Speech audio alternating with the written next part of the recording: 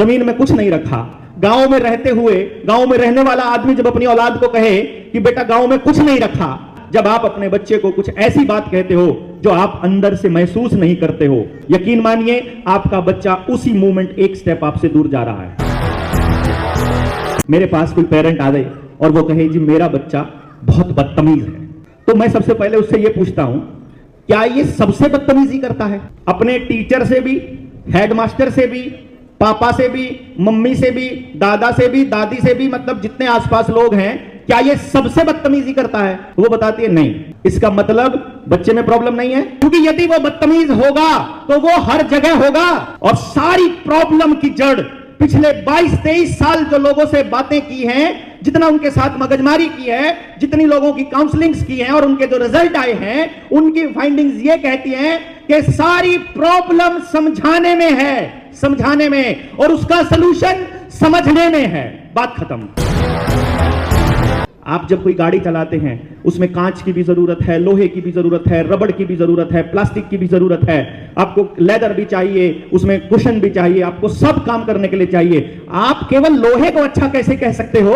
आप केवल कांच को अच्छा कैसे कह सकते हो? और प्रकृति ने ऐसा इंतजाम किया हुआ है कि जो आपको चाहिए वही दे रखा है, लेकिन कचरा कहां करते हैं? जो हमको चाहिए वो बनाने पर लगे पड़े हैं। ये सत्यानाश की जड़ है, सारी कहानी की जड़ है। मां को वैसा बेटा चाहिए, बाप को वैसा बेटा चाहिए, पत्नी को ऐसा पति चाहिए, पति को ऐसा पत्नी चाहिए। बच्चे को कहे कि भाई जमीन में कुछ नहीं रखा।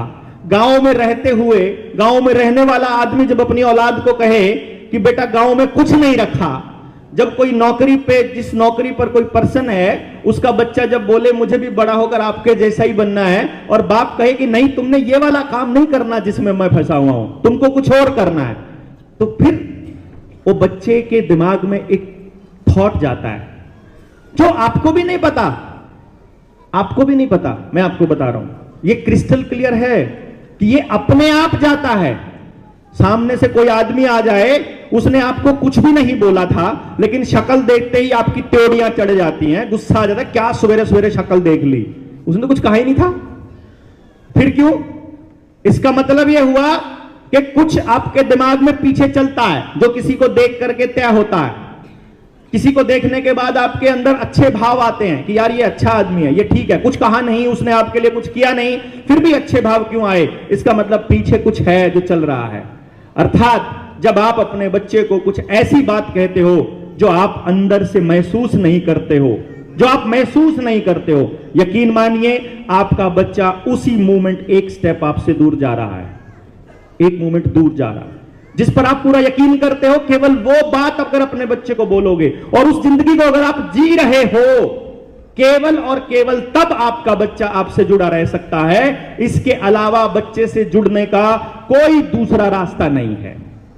अब आपने देख लीजिए, आप पूरे दिन में कितनी बार उसको सिर्फ समझाने मात्र के लिए, अपने से अपने को बचाने के लिए, या उसको किसी पोजीशन पर लेकर जाने के लिए, कितनी बार आप ऐसी बातें बोलते हैं जो आप खुद भरोसा नहीं होता जिनके ऊपर, जो आप खुद यकीन नहीं करते जिनके ऊपर, जो आपको लगता है कि हो सकता है ये 100% ट्रू नहीं है। यही कारण है कि बच्चा डिसाइड कर लेता है कि मुझे इस आदमी की बात कितनी माननी है। जैसे किसी बच्चे के बारे में यदि कोई बात कहे, कोई मेरे पास कोई पेरेंट आ गए और वो कहे जी मेरा बच्चा बहुत बदतमीज है, तो मैं सबसे पहले उससे ये पूछता हूं क्या ये सबसे बदतमीजी करता है? सबसे मतलब अपने टीचर से भी, हेडमास्टर से भी, पापा से भी, मम्मी से भी, दादा से भी, दादी से भी, मतलब जितने आसपास लोग हैं, क्या ये सबसे बदतमीजी करता है? वो बताती है नहीं, ये सिर्फ इन लोगों से करता है, या फिर ये सिर्फ मेरे साथ करता है, या फिर ये सिर्फ वहां करता है। इसका मतलब बच्चे में प्रॉब्लम नहीं है। क्यों जी? इसका अर्थ यह हुआ ना, क्योंकि यदि वो बदतमीज होगा तो वो हर जगह होगा। लोहा है मेरे हाथ में, लोहे की छड़, आग में रखो, रेत में रखो, पानी में रखो, लोहा अपनी नेचर नहीं बदलेगा, नहीं बदलेगा ना। ऐसा थोड़ी होगा कि आग में नरम हो जाएगा, पानी में गर्म हो जाएगा या अलग हो जाएगा। अर्थात हम उस बच्चे को समझने में कहीं ना कहीं नाकाम हुए हैं।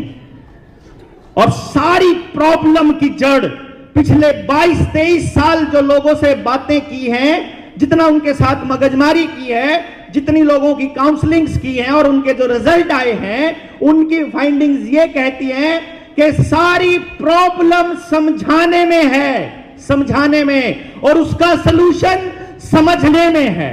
बात खत्म। अगर आपको अपने लाइफ पार्टनर की, अपने बच्चे की, अपने मां बाप की, अपने रिश्तेदारों की, अपने भाई बहन की, अपने स्टूडेंट्स की टीचर होते हुए यदि आपको बात समझ आ गई, यदि आपको वो समझ आ गया, तो फिर आपको कुछ और बताने की जरूरत नहीं है। मुझे आपको बताने की जरूरत नहीं है कि मैं अगर इसको, इस ऑब्जेक्ट को यहां पर ये रखा है, ये कागज का टुकड़ा है, मैं इसे यहां से अगर मैं छोड़ दूं तो ये टूट जाएगा क्या? टूट जाएगा क्या? अरे बताइए ना, टूटेगा क्या ये? और अगर ये कांच का टुकड़ा होगा तो आपको पता चल जाएगा कि ये छोटा टुकड़ा नहीं टूटेगा, बड़ा टुकड़ा टूटने के चांस ज्यादा हैं। पतला होगा तो चांस ज्यादा है, मोटा होगा तो चांस कम है। यानी उस टुकड़े को देखते ही आप समझ जाओगे कि इसका मैं क्या यूज कर सकता हूं।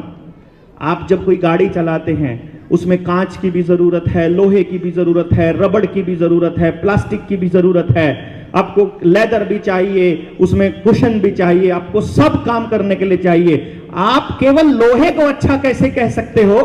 आप केवल कांच को अच्छा कैसे कह सकते हो? मैं तो यहां तक कहूंगा कि पूरी गाड़ी एकदम फिट है, सारा कुछ बढ़िया है, चाहे गाड़ी की कीमत 50 करोड़ रुपया हुआ, लेकिन अगर उसके टायर में वो 10 पैसे वाली वॉल नहीं हुई तो नहीं चल पाएगी।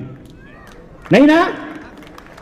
इसका अर्थ यह हुआ कि ये समाज रूपी जो गाड़ी है, इसमें सब लोहा नहीं चाहिए भाई, सब कागज नहीं चाहिए, सब कांच नहीं चाहिए, सब लकड़ी नहीं चाहिए, हमको सब चाहिए। और प्रकृति ने ऐसा इंतजाम किया हुआ है कि जो आपको चाहिए वही दे रखा है, लेकिन कचरा कहां करते हैं? जो हमको चाहिए वो बनाने पर लगे पड़े हैं। ये सत्यानाश की जड़ है, सारी कहानी की जड़ है। जो हमको अच्छा लगता है, जो हमको चाहिए, मां को वैसा बेटा चाहिए, बाप को वैसा बेटा चाहिए, पत्नी को ऐसा पति चाहिए, पति को ऐसा पत्नी चाहिए। अरे जो तुम्हारे घर में पैदा हो गया वो जैसा है तुम बदल नहीं सकते हो भाई। कांच पैदा हुआ कि लोहा पैदा हुआ, वो जो पैदा हुआ है उसको तैयार करना है, उसको ढालना है समाज के लिए। वो जो पैदा हुआ है वो अपनी नेचर लेकर पैदा हुआ है, उसको परमात्मा ने कुछ खास देकर भेजा है। वो आप बर्बाद नहीं है, कबाड़ नहीं है।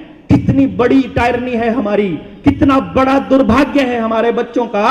यह दुर्भाग्य है कि घर में स्टोर रूम पड़ा है, उसमें सब कचरा पड़ा है। आपको मालूम है लकड़ी का क्या इस्तेमाल, लोहे का क्या इस्तेमाल, कांच का क्या इस्तेमाल, कागज पेपर पड़ा है उसका क्या इस्तेमाल है, सबका पता है। घर में जो बच्चा पैदा हो गया उसका इस्तेमाल करना नहीं आता, स्कूल में जो बच्चा पढ़ने आ गया उसका इस्तेमाल करना नहीं आता, समाज के लिए बच्चे को तैयार करना नहीं आता, किसी को नहीं आता। और कमाल की बात क्या, दुर्भाग्य क्या, पूरी की पूरी पीढ़ी का क्या दुर्भाग्य है कि कोई इस पर बात भी नहीं कर रहा।